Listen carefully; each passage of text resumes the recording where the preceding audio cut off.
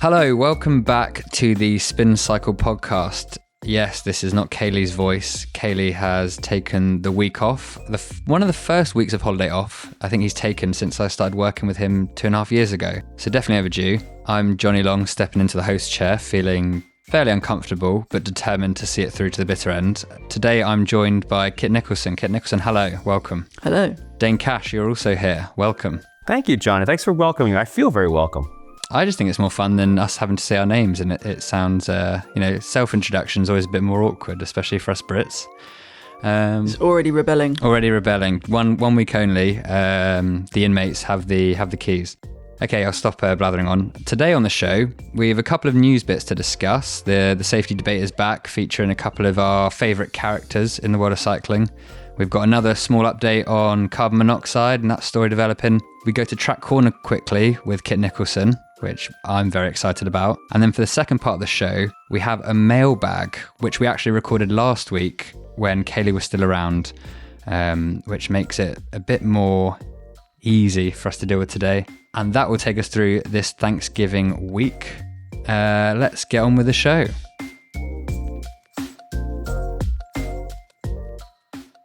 So guys, it's the off season. Actually, it doesn't even matter being the off season. It's one of the 12 calendar months, which means we're talking about safety in cycling again. And the UCI. Yeah, we've got UCI stuff as well. So this came out because Christian Prudhomme, the director of the Tour de France, was at an AIOCC meeting, which is a sort of meeting of all the biggest bike race organisers.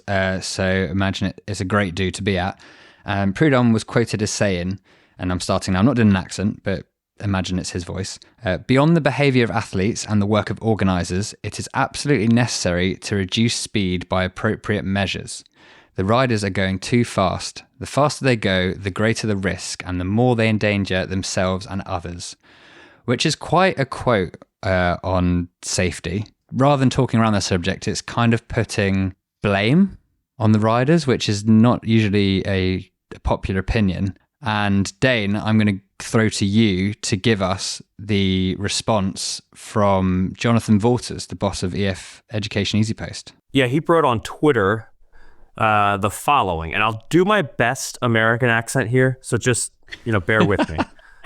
Thank you. What JV wrote was, "It is absolutely infuriating to me how these fat cats who have never raced so much as a child's tricycle, turning tens of millions in profit off the backs of others, squarely throw the blame of safety issues in cycling on the riders," which is, I think it's a great quote. I think, he did not hold back. And it is, food for thought. I think the criticism that the UCI gets year in, year out, I mean, we like to make fun of them for the sock stuff.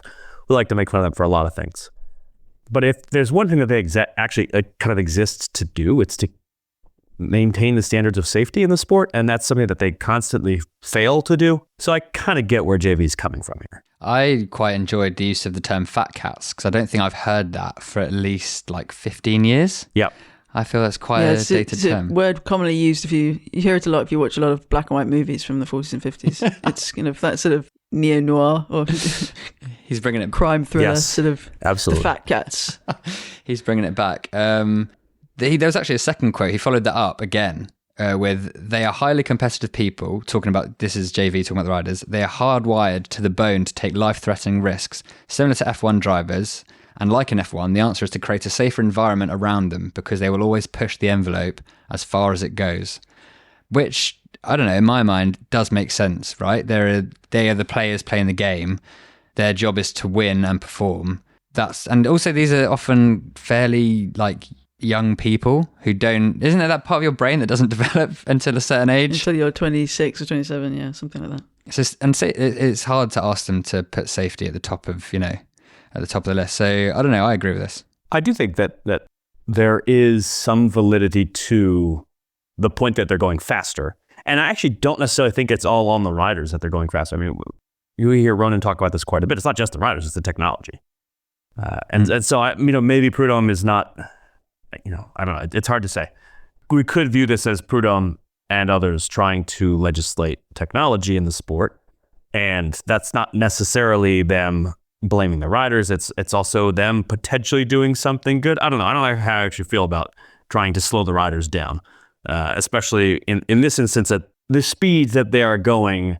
I don't think are causing safety issues. I think the far greater safety issues is having like concrete ditches right next to the road. Like those are real safety issues, and I don't think the riders going half a mile an hour faster because they are a little bit more efficient is the problem. No, they're all fitter than they used to be. And, you hear stories about how the spring classics or the early season stage races were kind of like training camp for a lot of people. Not maybe the people trying to win them, but for a lot of people, it was getting miles in the legs. And we hear about that argument a lot for why racing is speeding up. But there's also, whenever I see anything about safety or the propositions that might include making the bikes heavier again or reducing the number of riders in each team, you can't put the toothpaste back in the tube. They're going to keep trying to go faster. And if they've got fewer teammates, for instance, they're going to want to punish the other teams who've got the same number of teammates. They're going to want to get to the finish line just as quickly, if not faster. And, make a bike heavier, you're going to go faster downhill. So I think to stop, and you can't put a speed limit on a 21-year-old brain when the next guy, when the rider that next to them might be going 1 or 2 miles over the limit. You can't say, oh no, I just can't go for it because this is, I'm exceeding the rules, and that doesn't work. So it's what happens around them, and maybe that means different, I don't know, better road surfaces, or it's like you say, barriers, or just better broadcasting of what the dangers are.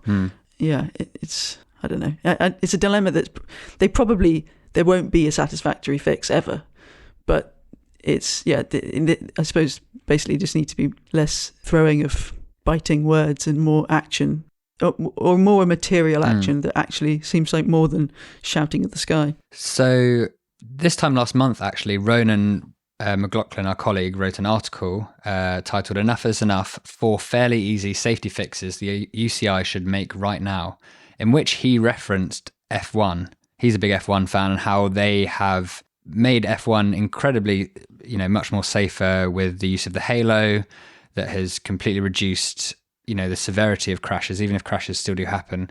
So a lot of his argument was based on sort of a live and learn mentality, where you're constantly looking to make the sport safer, and that the onus is on organisers and governing bodies to do that. Like this year, for instance, in cycling, we saw the Tour de France put like cushion barriers, like almost pillow type barriers on parts of the course. Do you even remember the entrance to the Arenberg at Paris-Roubaix when we were all in Belgium at the time, and they started? What was it? The diversion. Oh yes, they did that. The hairpin, the chicane. That was it. Which feels like a million years ago. And obviously after it had happened, everyone forgot about it. Like that was a talking point for 5 days, and whether it worked or not. I mean, that's the problem, is that if nothing happens, you don't know whether it worked or not. But Adam Beckett, who for Cycling Weekly's Adam Beckett, wrote a piece this week based on Vaughters and Prudhomme's comments, and also alluded to the F1 thing, but brought out stats from Pro Cycling Stats where crashes have actually gone up each year. I think for the 2024 season, there were over 300 crashes or 300 injuries from crashes. It might be injuries, actually, which has gone up 10% for the past 2 years. But who knows if that's better reporting, They still miss out some injuries when they're smaller, when they're less known riders. So I would, it's an interesting gauge. But I think, like you say, you go back even just 5 years, some of the smaller races, I don't know. I think, we know that cycling's got faster, and the crashes do seem to be worse when they happen, or that might just be recency bias. But it's. Do you think this will be the final time we talk about safety on the podcast or on the website? Will it be the final time this month? I want. There's only 4 or 5 days left. It's a difficult one, isn't it? Because something needs to happen, but there's only so many times you can have similar conversations. But I think Vaughters makes some interesting points, and it's probably important to hit back publicly when someone like Christian Prudhomme is trying to place the blame on the riders, because they've got enough stuff to deal with, don't they? Really, don't think this is one for them. Johnny, I really agree with what you said earlier about the use of fat cats. And I think we should use this more, and I appreciate Jonathan Vaughters for bringing that back. That's our takeaway. I kind of want to hear more of that, because I think of quite a few other fat cats that are sort of cycling adjacent, and I just can't wait for someone to call them that, and then we can write about it. It'll be fun. Shall our New Year's resolution be to introduce a fat cat corner on the podcast, and we just discuss a fat cat per week? Ooh, that'll make us very popular. I'm sure the fat cats are already not fans of us somehow. So we talk about them enough already. We do. The plug hole, for instance. Yeah, well, that's the key thing. Like, two of the biggest fat cats in Jim Ratcliffe and Richard Plugger. Well, Patrick Lefevre. Well, yeah, but those Plugger and Ratcliffe are actually probably amongst the skinniest fat cats in existence. Yeah. They don't really fit the bill, but then again, nobody in cycling. I mean, there are very few people in cycling who are like, most of them are either former cyclists or they just happen to be surrounded by cyclists. Well, you say that, but a lot of former cyclists, don't say cyclist shaped. Yeah, fair enough. Good for them. Should we get onto this next one's a pretty small one, because we spoke about it at length last week when Ronan was on, about carbon monoxide and how that story is developing. So over the weekend I think it was the start of this week, there was the UCI Congress in Nice, where they bring together, it's all the UCI organisers, race organisers, have had a busy few days, all these conferences, nice bit of a winter sun. They were there, teams, riders, all gather to discuss, various issues in the sport, sort of reflect on the season and any changes or issues that need to be discussed. And we get sent out a press release, or a press release gets published on the website saying what they talked about. And the main thing that stuck out to me, and I'll read it from the report: the UCI clearly asks teams and riders not to use repeated carbon monoxide inhalation. Only the medical use of a single inhalation of carbon monoxide in a controlled medical environment could be acceptable.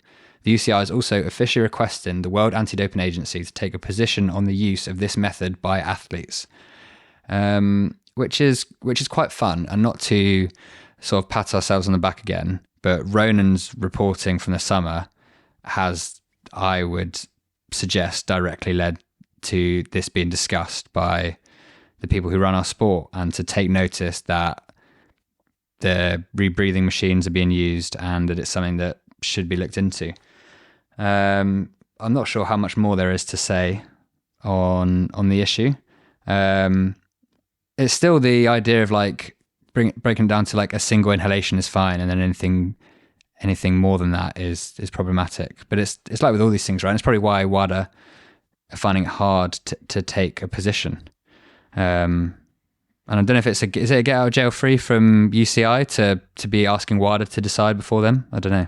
I think they are kind of beholden to WADA in this instance, and I actually do think they get some credit. I think they get some credit for this. They're doing something. They're not doing nothing. And maybe WADA will take an extra step. Testing is a big question here. How well can they test? But it's better than nothing. And if you're going to point the finger at the UCI for not doing enough, I think you got to at least give them credit for what is it, 5 months after, 4 months after? Well, it seems like quite a quick reaction to them, yeah. Yeah, I mean, and that's a good point. As the UCI goes, this is relatively fast, and we should be. Unless it's a deviation in a sprint, but that's not really the UCI, is it? It's somebody else. Anyway, guys, I believe that's what they call journalistic balance, where we've talked about the UCI in positive and negative terms. So does that make us proper journalists now? I think we're very good journalists. Maybe commenting on it isn't, but. Yeah, that's a good point. Right, we're going to get off these sort of process, political, non-bikey stories, really. Kit, you watch track cycling for the rest of us, keep across that world, so that when anything interesting comes up, you can let us know what's going on. Matthew Richardson, the guy who is switching allegiances from Australia to Great Britain.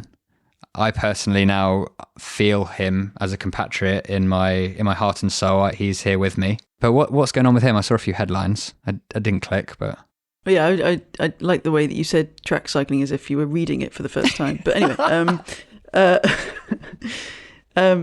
so this, first things first. This weekend we had the first round of the Track Champions League, which did see Matthew Richardson wearing the blue, white and red of the GB colours. So he raced the Olympics for Australia, but we now understand, based on an announcement shortly after the Olympics, that he was already in talks. Well, he was already committed to GB from the end of August onwards. He was born in Kent, I believe. He moved to Australia when he was 9, and apparently it was a childhood dream of his to someday compete for the country of his parents and where he'd been born.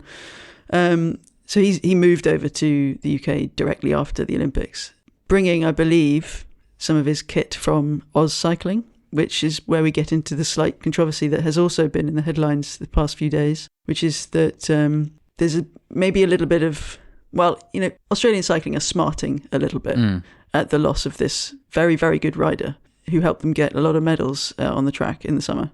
And I can't remember the exact quote, but it's something like disloyal and, again, outside of the spirit of Australian cycling, that he defected and did it kind of under the radar. It's hard not to think, well, what choice did he have? These things happen.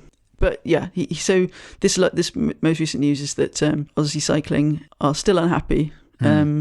He will never be able to. So he's been banned from ever racing for Australia again. Right. If he ever thought that he might redefect, but that they aren't going to pursue this 2-year competitive ban that they were talking about when they released a statement at the end of the summer.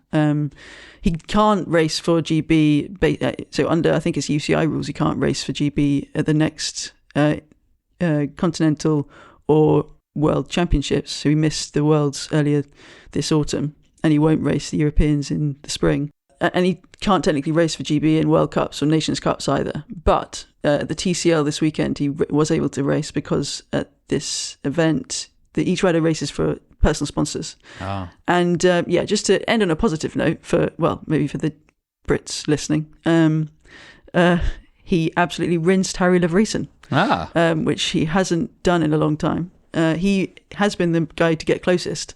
But I think, it'll be interesting to see what happens this coming weekend when the Track Champions League has 2 rounds in Appledorn, which is, I think, Harry Levreeson's home track. So he's going to be back with a vengeance. But this weekend certainly seemed to have some, head-scratcher moments for a lot of people, and some kind of jumps in glee probably for the kit and equipment suppliers for Team GB. Who, that's a good case study, I think. Mind you, should also say that while everybody else has been racing since the Olympics, or not consistently, but, Matt Richardson has been doing media and training and bike fits and that sort of thing. He has been preparing for his one chance to race against his big rivals, which is the Track Champions League. But anyway, it's an interesting story, and it's also, I think, good for track cycling to have some competition for Harry Levreeson, which I think Track Champions League will be absolutely delighted to have some action on the boards. So yeah, it's a complicated story. It is. You can understand that Australian cycling are rather miffed, and they are worried about their intellectual property with Richardson jumping ship. But yeah, it's happened before. It will happen again. I love that aspect of it. Like the fact that Oz Cycling views this as like trade secrets, and they're very unwilling to part with those, and the fact that they came down so hard on this guy. I don't have a opinion one way or the other on it, but I kind of find it amusing. I kind of find it's a great story, like that they're so mad about this and that they're willing to take these pretty harsh measures. I mean, they try to take harsh measures, right? Like in the end, they kind of can't do anything, and that's the problem that from their angle is that they looked into attempting to like levy this ban on competing at all, but they ended up with something that doesn't really matter. Like he's not going to go back to Australia, right? And it seems like it was largely because of the fact that they viewed this as a risk, the risk to their intellectual property, and it's like track bikes, which is just great. It all feels quite Cold War-y, which is quite fun. Yeah, like it feels like there's lots of people like huddled in phone booths on dark streets, maybe emailing in CDA readings or something. But it's Australia versus the UK, long-time allies. New Cold War, yeah. Who? Well, not on the track though. No, true. That's another interesting dynamic, is that Australia and the GB have been some of the hottest rivals for quite a long time, for an extended period. So yeah, here we go. I'm all for increased beef in track cycling. I feel sometimes it needs a bit of an edge to it. You need rivalries. Dominance is no fun on the track. Yeah, agreed. Right. Well, that was the news. I mean, we got through it, fellas.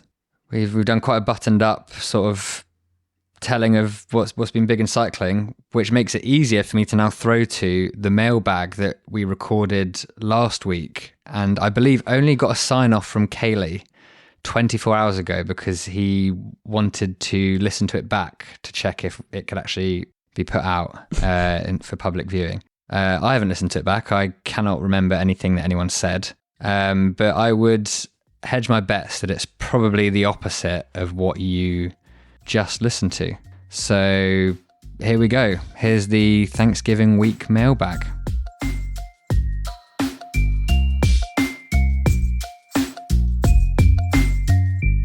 We've taken the very best questions from our members and listeners. You've dropped them into escapecollective.com/hello, and we will answer them on today's show. We're going to talk about Nepo babies. We're going to talk about stories that could change cycling forever. Let's get into it. Caley, it's a mailbag this week. And as I look at the screen, I also realize that we are a mailbag. I mean, it's like 4 mails here in this room, this digital room. So apologies to anyone hoping for a more balanced perspective. It's just 4 dudes this week. Yep. Cycling, just a pile of guys. Yep. We could name some guys at the end of the show if you guys want to. Why don't we name some girls? Because there are no guys. We could name some girls. We're going to do both, I think, right? Keep it balanced. All right, let's get into today's show. So this is a mailbag. We're just going to answer a couple of your questions. We got some good. We have some really good ones, and I hope that when you hear these questions, listeners, you will be inspired to send us even more along similar lines. You'll kind of get an idea of what we're looking for here, because we have selected our favorites.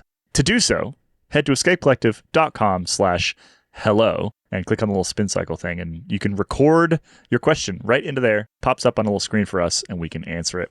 And we want to do more of these mailbags. So this one is sort of replacing the normal weekly spin cycle, but in the future, these will be maybe sort of little added bonus episodes.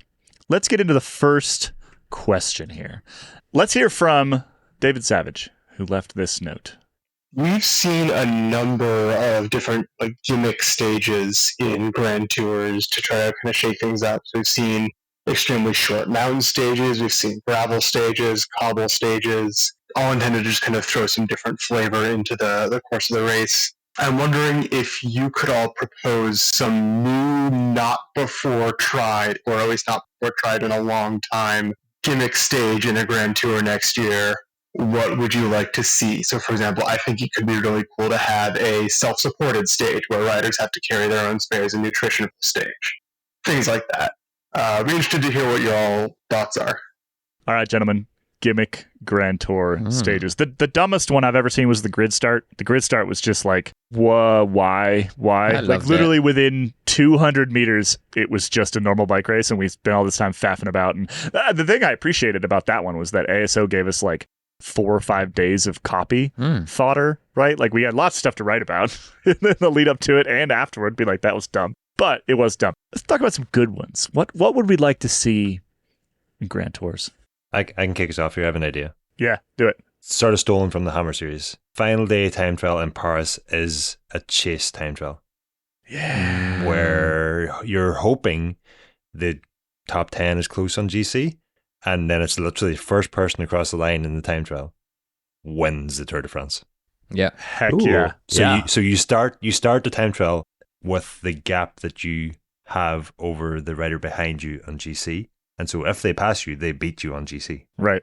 Yeah. If they don't catch you, if you pull away from them, you increase your lead. Are there no drafting rules for this? Like you can't just bunch up and then sprint at the end? Oh, there'd be no drafting, yeah. Definitely no drafting. I mean, the Hammer series did a team time trial chase.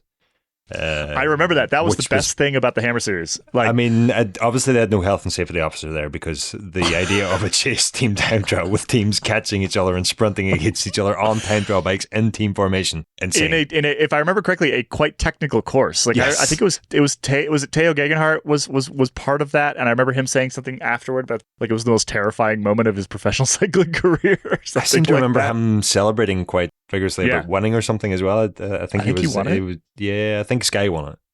I could be wrong on that. But the reason this straight away popped into my mind, we did a club 3-night stage race a few years back. And so it was like club racing, but the first night was like on a crit course and it was an elimination race. And the stronger riders got like the stronger riders got like a deficit to start off with, a handicap to start off with. So what actually ended up happening was the strongest, the A1 riders, sprinting against each other on the first lap to determine who wouldn't be eliminated, because we hadn't yet caught the groups ahead of us. And then from that point onwards, you got eliminated on the lap that you were last across the line. Anyway, I'll skip forward. The second night was a criterium again on a points basis. So each time you cross the line, you got points. And then the third night, we took those two results from the first 2 nights and laid out like a time trial for the final night. And what ended up happening was myself at the time sprinting on a time trial bike against an under 15 who for the win in this 3-night stage race. It worked out really well, is what I'm trying to say. I'm not really conveying it very well, but it was a fun way to do club racing. Did you win? I may have been coaching him, so it may have been in my interest not to win that time trial. I see. I mean, I don't think I would have sprinted him, a 15-year-old child. I'm no sprinter, but I think there's value in keeping the child engaged in the sport rather than just beating him into the ground. That reminds me, I would love to see like an NCL style stage. And it's similar to what you described, where there's points in every lap or every several laps. There's pits. I hate that. You could pit. So confusing. You do it in the parking lot of a soccer stadium in the middle of not nowhere, but not really anywhere that's heavily populated. Yeah, somewhere in France. Just give us an NCL stage. Make Dave Toll do the commentary. Ask him to do the commentary. Can I borrow something from track racing? Mm-hmm. If you have to. I want Tour de France elimination stage. So like a lap course, preferably something relatively hard. A lap course, or maybe not even that hard. Maybe just keep it as a peloton and have the back of the peloton kind of freak out every lap. For anybody who haven't ever seen an elimination race, on the velodrome, it's like every lap or 2 or 5 or whatever, whoever is last in the group gets yanked out of the race, and they have like a little box on their handlebars that tell them when like turns red, like you're out. I think that would be super fun. Do a lapped Tour de France, because you could potentially end up with significantly smaller teams. I think the question would be whether the riders are allowed back in the next day, or whether you keep going around until there's nobody left in the race. And you just end up with, Tadej Pogačar is the last man standing. In Paris, we just do the Champs-Elysees, and the final rider eliminated is the winner of the Tour de France. Yes. Yes. That'd be great. So it's 750-meter course. Maybe not Champs-Elysees, but something like that. Champs is a couple kilometers, isn't it?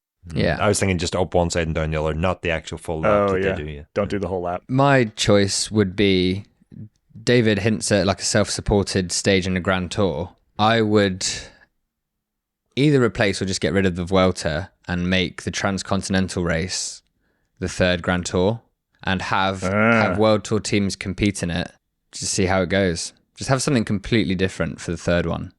You've already had 2 normal Grand Tours. Make the third one like a little bit crazy. Why not? Dane, we're going to give you a rebuttal there. Dane, defend the Vuelta's honor. I mean, if you think the Vuelta's boring, I'm just like trying to imagine watching that. It'd be great. It'd be like slow TV. Like it's hot outside in August. You might be on a beach somewhere and you're just like dipping in and out of a transcontinental Grand Tour. You're watching the whole of Astana, Kazakhstan just bundle into like a Albanian supermarket or something looking for nutrition. You get that at the Giro, actually, maybe. Well, maybe not.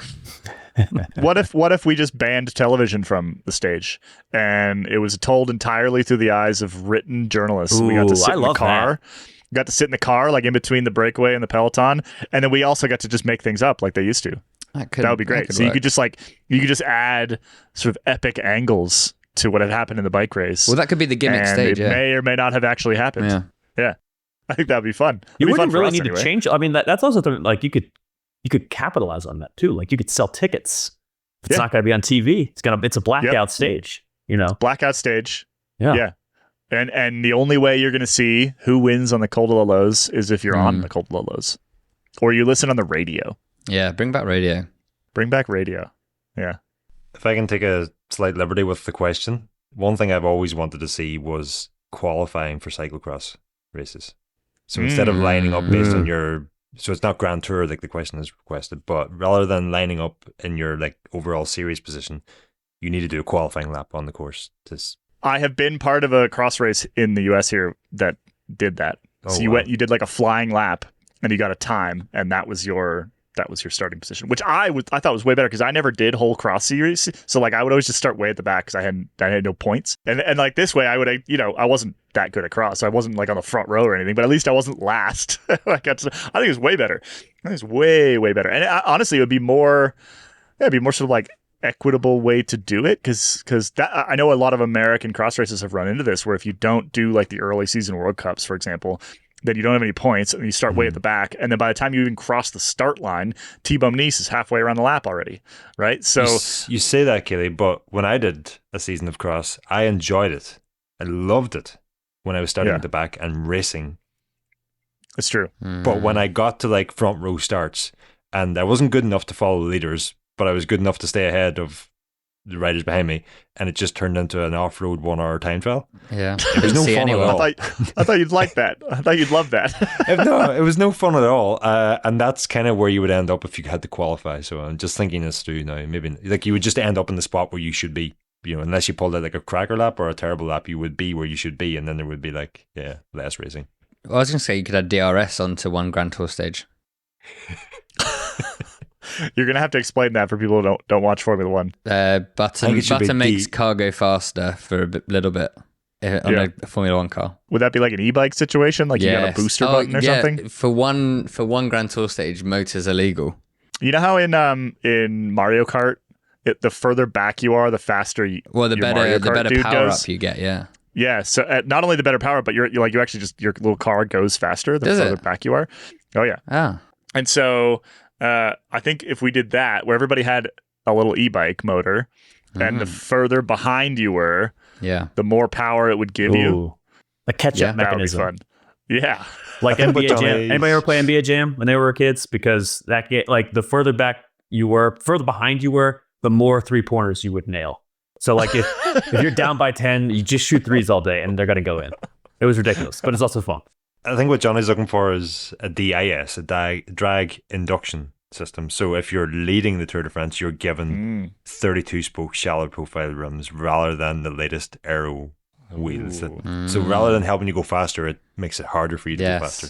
Yes. I like this. All right. I think we've sufficiently answered David Savage's question. Thank you, David, for sending that one in. I think the next one, this one comes from Twitter, and I apologize. I didn't actually take note of who sent this in, but it is a fantastic question. The question is, let's say a major sponsor decided to create a team composed entirely of Nepo babies. How competitive would this team be? First of all, I think we got to talk about what Nepo babies are, right? Yes. Who wants to define this for us? I feel like Johnny's the youngest of us, and he should probably...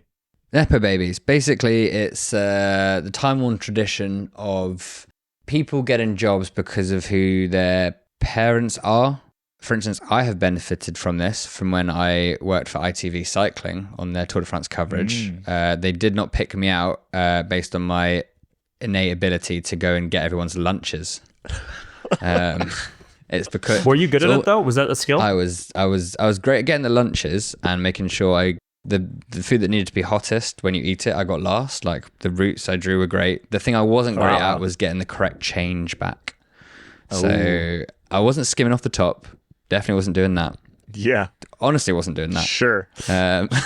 But just, it would all get a bit muddled up and people would lose like 20p a day. I tried really hard to fix it, but it didn't work. That now sounds very shady, and like I did steal money, but I promise you I didn't. Anyway, so Johnny's our Nepo baby. I'm a Nepo baby. Yep. And so then this sees it play out in sort of popular culture with like popular singers or actors now. Turns out their like dad's a famous producer or their mum worked at a record label. Or in sports, you see it. But sports is different because you need to have the physiological talent. But then the problem is that you probably do have that because of your parent anyway. So it does just make it more likely. But like, let's look at the basketball NBA where you have Bronny James playing with LeBron James. This is turned into the NBA podcast. He's not good enough to play at that team. He wouldn't be doing that if he wasn't LeBron James's kid. I think in cycling it is a little. To be clear, this is very tongue in cheek, right? And no, we're not using it as a pejorative because generally, like you said, it's just a genetics thing. Like, okay, so first let's talk about who are our Nepo babies. If we're creating a Nepo baby team, if we're coming in as a sponsor, the actual question here, if we're coming in as a sponsor, team Nepo baby, and number one pick. So who do you got running? Matthew Van Der Poel. Yep. I think Van Der Poel's a great example of this because when I hear the youths talk about Nepo babies, so often it's like people who everyone else already knew this and they're like someone then discovered like, oh, that person's dad or uncle or whatever. And it doesn't necessarily take away from them being quite talented, just that they're dad or uncle. Well, and Van Der Poel, I think, is a great example of this. I think he's pretty talented. I think he's a good rider. Yes, I think he's a good rider. God, keep those hot takes to yourself. Then. Sorry, Dane coming in with the hottest of hot takes. That's what we call understatement. Perhaps you heard me say, what's his brother's name again? David. Perhaps you thought you heard me say David Van Der Poel. Sorry, I meant Matthew Van Der Poel. In the cross world, David's like okay, but I think he's a little closer to what people are thinking of when they But Van Der Poel is your leader for sure of this team. With the Nepo baby thing, to like answer that, it's also when it's just people who have rich parents, which we're not going to out on this podcast, but there are cyclists out there who... We can say Lance Stroll. Yeah, Lance Stroll, or if we're using alternative sport examples. A recent example is that, that DJ Fred again, if you've heard of him, he's like got very well-to-do, I think, parents and who had a lot of music industry connections who put him in the right places. So then it's like you're talented, but then you take advantage of your connection as well, which Mathieu van der Poel would have done, right? It's not a knock on him, but it's like saying everything. I think a good example, or I think what actually happens in cycling, because to even just survive as a professional cyclist, you have to be a physically talented individual. Yeah. Just to even finish these races. If you're not finishing these races, it doesn't matter who your parents were, you're not getting a contract. But I think the way perhaps Nepo baby thing works in cycling is that it opens the door for you sooner. Yeah. And so like an example I think of is Nicholas Roach was always going to be pro. Had a phenomenal career off his own bat, but did he get into team confidence at the very start of his career a year earlier because his dad was Stephen Roach? I don't know, possibly. The other argument is, was he a very talented under 23 because his dad was Stephen Roach and everything was optimized for him to become a cyclist? So it can work either way, but either way, Roach turned pro very young and had a very successful career, so it's not a perfect example, but maybe that's how it happens in cycling. You also have to spend your whole career hearing about your dad. So there are drawbacks to it. Like Mathieu van der Poel. Like Rick Zabel. Well, Mathieu van der Poel then has is the other one. Van der Poel is his dad, like quoted in media saying about how he didn't hug his children enough, which is not exactly the stuff you want blasted out into the world, is it? Regardless of the benefits. I remember chatting with Rick Zabel in Dubai at the Dubai tour, and this would have been like 2014 or something. It was one of his first years as a pro, and I'd sort of requested a sit down with him with a press officer and got that interview. And the Dubai tour, there's these like paddocks in the morning, and there's no buses. The riders just kind of hang out in these open paddocks and kind of pull a chair up, and I literally sit in front of Rick, and I'm kind of like preparing to do this interview. And the first thing he asked me, he's like, "Are you going to ask me about my dad?" Right? It was like kind of sad, right? Because you could tell that he's just. This is right at the beginning of his career, right? And the other thing to keep in mind here is that Eric Zabel, like multi-time Tour de France winner and green jersey and whatever else, had just kind of relatively recently retired, right? So it was like the overlap wasn't that much. Eric was still the much higher profile individual at that point in the public Still is. sort of sphere. And so clearly he'd been asked so many times, like, are you going to be a sprinter like your dad? Do you want to win the green jersey? Blah, blah, blah, blah, blah. He literally asked me, like, his way of asking, the reason why he asked me that was basically to say, can you please not? Can you please not? So I have a fair amount of kind of, and to be clear, I didn't. I have a fair amount of empathy You should have for done that for the first question. Yeah. No, first question should have no. been. First question should have been: is your ambition to throw your hands up too early in Lance and Rainbow and have Oscar Ferreira beat you? Double He whammy. probably would have liked that question. He probably would have thought that was funny. I thought you were going to say it was just like a year after Eric Zabel had admitted to doping and that, which would have been. I'm sure it would have been the same timeline. Similar. Yeah, I don't think that's what he was referring to. Because that was far enough away from that particular storyline. But yeah. Anyway, just a little anecdote for some empathy for the people we are now going to accuse of being Nepo babies. All right. So the other Nepo babies we've got here. We've got the Vanderpoels. Nikola Vinokurov. Yeah. Nikola Vinokurov, right? We've got He's Dan spoken Martin. out about it, Nikola Vinokurov.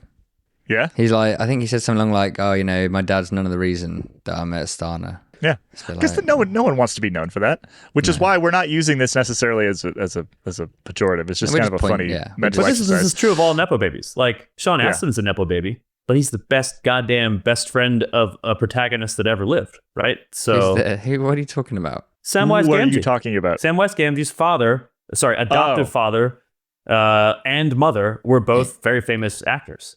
You mean, That- not actual, the person who plays him? Sean Astin.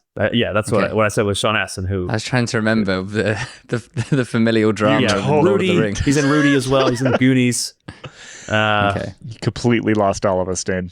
Remco Evenepoel, Nepo baby. Huge Nepo baby. Huge Nepo baby. His father, Patrick, did a Vuelta and finished 113th place. Yeah. So, obviously that's why Remco is where he is, obviously. Thibaut Nice. Thibaut Nice. Even Thibaut rides for Ness. his dad's team. Yep, rides for his dad. That's actually closer to true Nepo babyhood, but also he's very, very, very good. So this is where we get into Nepo siblings. Nepo, Perhaps Nepo there's a couple brothers. Nepo siblings in here.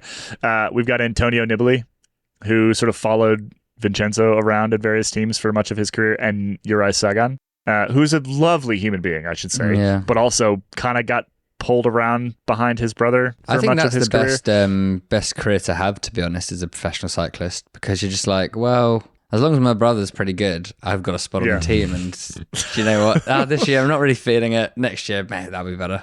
He got to win nationals sometimes. That was nice. Sagan, did. Yeah, Peter Sagan would be exactly. like, He's this is all still you too this time. good to do that. Yeah, Like, and you I think he and Antonio Nibali are both like fine. They Having a can good time, ride yeah. in the peloton. they probably would have had slightly shorter careers Exactly. if they had You know? not had a famous sibling. But they would have had careers. I think I've got a that's really good one. important. Oh yeah, Yeah. Simon was born first, and so Adam Yates is. That's a Nepo baby, right? Like, so I don't make the rules. So, God, you're on a heater, Dane. First the mailbag, and now oh yeah, what's the third Big one going to be? jokes. I'm on the edge of Yeah. my seat. Oh, we've got a couple more here, and then we have to make our team. Okay, right? Okay. So we've got Axel Merckx, Yeah, Taylor Phinney, who's obviously both of his parents are Olympians. Mm-hmm. Zoe Backstead, mm-hmm. Rick Zabel, previously mentioned. And I'm a little reticent to mention this one because it's Don't a mention kid. it. I won't mention it. Okay, the last one we're not going to mention because he's still like a development rider, but it's both of his. Anyway, we'll move on from there. So the original it's question Abby's here. kid. That's who we were gonna. Yeah, Actually, I wanted to ask Caley, where are you getting your list? pulled straight out of my head, Ronan. Okay, That's where I'm okay. getting my list. Why? Because just as you're talking, just for fun, I asked ChatGPT, and this kind of gets back to my point earlier about maybe it opens doors earlier for you, because ChatGPT has told me that has given me an entire list, and the list includes Nino Alaphilippe, who is A child. Who is what? A 2? baby. Like Julian 5. Alaphilippe and Marianne Rousse's like 5-year-old child. I did not pull it from He's ChatGPT. winning Strider races No, already. I know you wouldn't have. I just did that literally for fun, and it proved to be very fun. So the original question, let's say a major sponsor decided to create a team composed entirely of Nepo babies. we're going to assume that these Nepo babies are at the peak of their powers, right? It's a pretty darn good team. So, like, if I'm looking at this list, I'm picking Van der Poel, Roach, Martin, Evenepoel, Nice, Taylor Phinney. Zabel? No, probably Zoe Backstead, which gets us to 7. And who would be 8? Call an 8-person Grand Tour team. Zabel. Probably Rick Zabel. Big guy. You need to lead that person. He's a good lead-out rider. That's a good team. That's a pretty solid team. Look at crushing the classics with that. Like, you have multiple Liège winners. You've got Flanders talents. Yep. You know, yeah. You've got somebody for the Grand Tours. You got a Evenepoel for the Grand Tours. You're pretty solid. Evenepoel doesn't have much high mountain support within our team. Dan Martin and Roche. Yeah, Roche would be pretty good. I think you need a sprinter in there. I mean, Rick Zabel was kind of one. But Danny Van Poppel would be better. Good one. That's a good one. Ditto for Boy. Well, their father is a long time cycling. Danny or Boy? Yeah. Oh, yeah. Okay, so my team would be all the brothers, so like Juraj Sagan, David Van der Poel, Antonio Nibali, and then it'd be sponsored by Brothers Cider. And it would be full marketing with no results expected. Which is more fun. They'd just be the fun team. I think that'd be great. Create lots of rivalries, get them saying stuff in the media like, I hate my brother, but I love Brother Cider. Brothers Cider, I don't think is in America. Is it in America, Dane? No. You missed as far as I know, I'm a big cider guy, and I don't see that. Yeah. Wow. No. We have a Brothers clothing. Well, then that'll be our crit team. Yeah, there you go. So anyway, I think the answer here is you can make a pretty darn good team out of Nepo babies. And that would be if you know, I was just had a couple $1 million, many millions of dollars burning a hole in my pocket. That's what I'd do. If we get enough memberships, we'll just quit our jobs and run this team with Caley's altitude optimized children. All right, let's get back to another listener submitted question in audio form. Let's hear from Philly, Chattanooga, Tennessee. I'd be curious what your thoughts would be on a completely fabricated news story that would forever change the shape of cycling. For example, like next year, which would be more impactful? Wout retiring with immediate effect, or Tadej Pogačar revealing that before every big race he takes psychedelics, and when he has those really long solo breakaways, it's because he believes he's being chased by demons. I really appreciate your insights and analysis. Hope you guys have a great day. Thanks so much. First of all, I think Philly sent in questions previously. Am I remembering that correctly? Did Philly send a question during the Tour de France? Maybe. I recognize I think so. Philly from Chattanooga. Yeah. So anyway, thank you for the another question, Philly, and also thank you for finishing off your question with "I really appreciate your insights and analysis," because that is definitely what we're about to provide with this particular question. So, Johnny, give me a fabricated news story that would forever change the shape of pro cycling. Completely fabricated news has just broke, and that is that the World Tour is going to go back to national teams. Only, nation states are racing in the big races with only riders from that team. Think World Championships, but all year round. That would change everything quite a lot. So this is how the Tour de France used to be way back in the day. Oh, yeah. And I have advocated for this before. I think it would be super fun. Imagine having UK versus America in the Tour de France. Imagine the podcasting we would get to do. So the two guys from the two giant population countries. Yeah, Ireland would be great. I feel like Ireland punches way above its weight. Ireland would be great for like 5 years, once every 30 years. Ben Healy would do exactly the same thing he did this year at the Tour de France. It would change nothing. Ireland is basically EF, I feel. Yeah, I'm here frantically revising what the granny rules are and who can declare to represent Ireland and who can't. You get a lot. You get quite a few people. We could probably get Ray Houghton and Andy Townsend back into the Tour de France squad. And Imagine the strife within like Slovenia and Belgium. There would just be already the Belgian press gets to write about strife in teams like every day. God. But imagine if it was always national teams, because every year. Belgian World Championships drama all year. All year. That's what you get all year. And then it would be incredible. Roglic has to race with Pogačar every year. And every day he's got to tell himself, I am better than Pogačar. I deserve to be the leader. And then the rest of the world is like, nah. He has to lie to himself. Yeah, and that would be great. It would be fun, I think it'd be welcome. I think this is a great idea.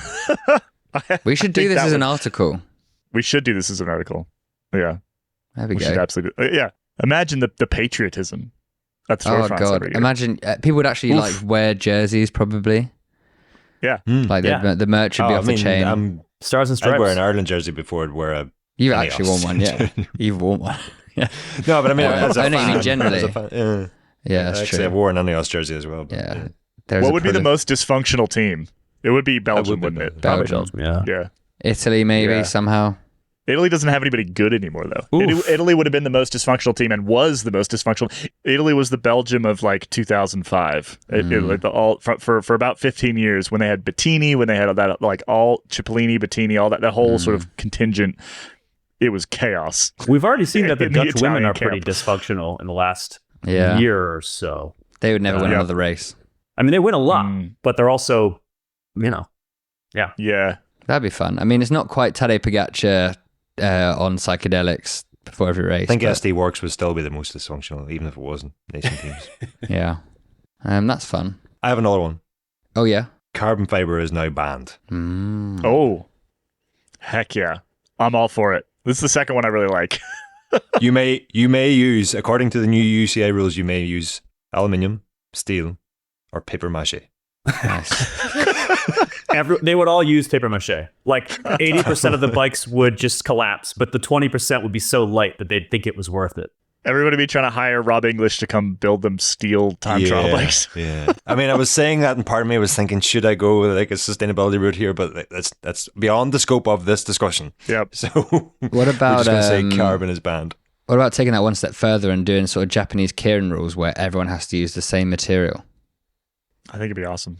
I would love that. Ronan hates this idea, but I love it. I don't hate this idea. I was intrigued by this idea, and I discovered that this is a terrible idea in researching. That's great. Yeah, that's great. But what about if everyone just gets to everyone's stuff they're going to use for the year, they all take it to, I don't know, UCI headquarters or whatever, and then a bunch of experts determine whose stuff is the best.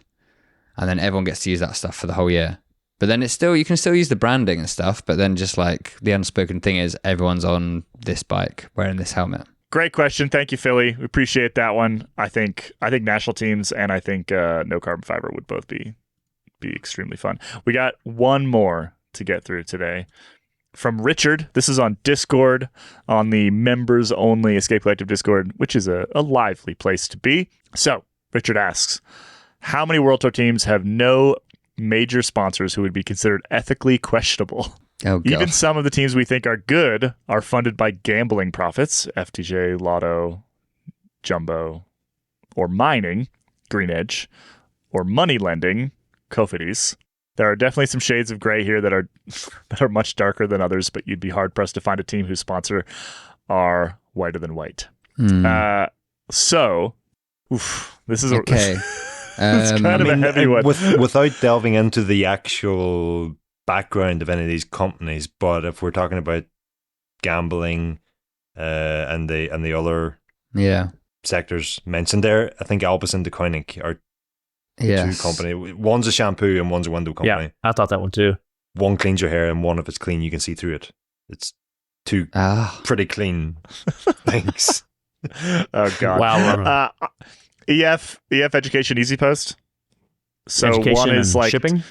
Yeah, taking young children to Florence, and the other is shipping things. I think that's pretty good. Movistar is like a telecom company. I mean, like they're not particularly amazing. I think there's some dodgy. I think there thing. are some dodgy things to do with that. To do with them specifically, or telecom in general. Oh, I can't remember. One of them, maybe both. I shouldn't really just say that and then not explain it. They're fine. Movistar, that's just great. Little Trek, I guess. I don't know. It depends how far you delve into anti-capitalist rhetoric, which I don't really want to do. Yeah, Johnny. Then you're going to hate every team, though, right? Because they have money to support a team. Yeah, if it's a corporation, then if you're an anti-capitalist, you're probably not going to be in favor. So our members did some research, and there was much chat on this particular topic beneath. So, for example, if you dive all the way into the history of Hansgrohe, as is the case for many German companies. There's at least in the English language version of Wikipedia, there's a gap. There's a very strange gap from about 1930 to 1950.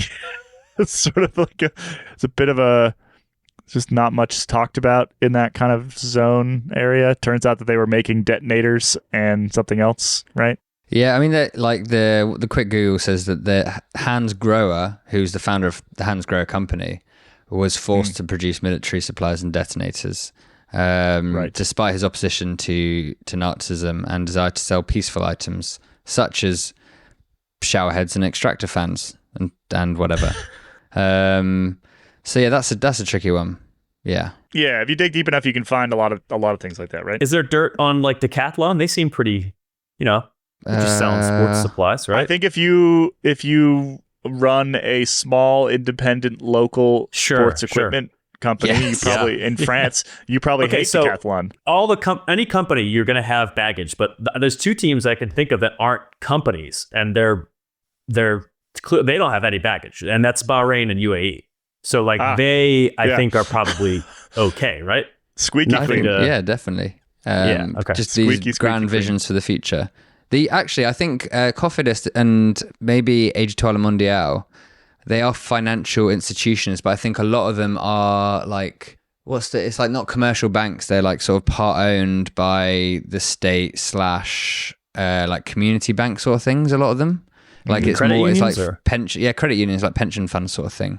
So they could you do kind of need, you don't necessarily need to buy more things, but you need financial instruments to like buy houses and not just they also die do when you stop working.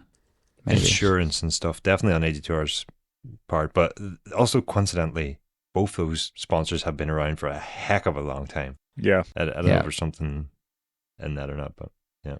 All right. I think that's enough. Thank you for everybody who's submitted questions. Sorry we couldn't get to more. Submit more and we'll do more mailbags. You can be more serious too. We can answer real questions if you want to ask questions about our reporting, ask questions about an INEOS story or carbon monoxide story or a review that we're doing, something like that. That also works. Performance Process now has mailbags. Performance Process now has a mailbag option. So hit. I'm going to send one into Geek Warning. And Jonny is going to send one into Geek Warning. Head to escapecollective.com/hello. Send us your questions. They can run the gamut. We read them all. We listen to them all. And we love to answer your questions. So with that, we're going to call it.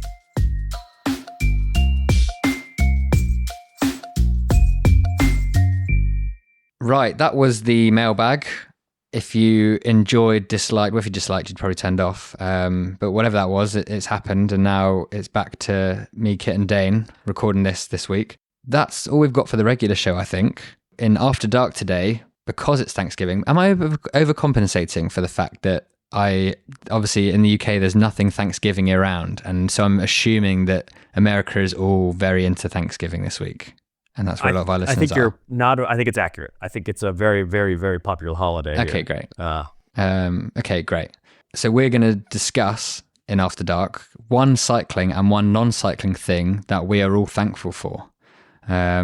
A quick one, because I think Dane's got to rush off and start, I don't know, doing something with a turkey or giving thanks. Yeah, I don't know which you do first. I think it probably depends if you're East Coast or West Coast. What I really would be doing is eating donuts that are here. So it's not actually anything. Yeah. Okay. Well, maybe we'll talk about that as well. But yeah, if you're not a member and you want to hear about Dane's donut selection and our own Escape Collective Thanksgiving, then you need to become a member. escapecollective.com/join, I believe. I don't usually have to say this, so I'm not up on the links, but I'm trying. I'm not going to say thank you to either of you, because I'm going to say thank you when we actually finish this show. So if your audio file on Spotify, Apple Music is about to run out, you're not a member, sign up, and we're going to head into After Dark. Goodbye.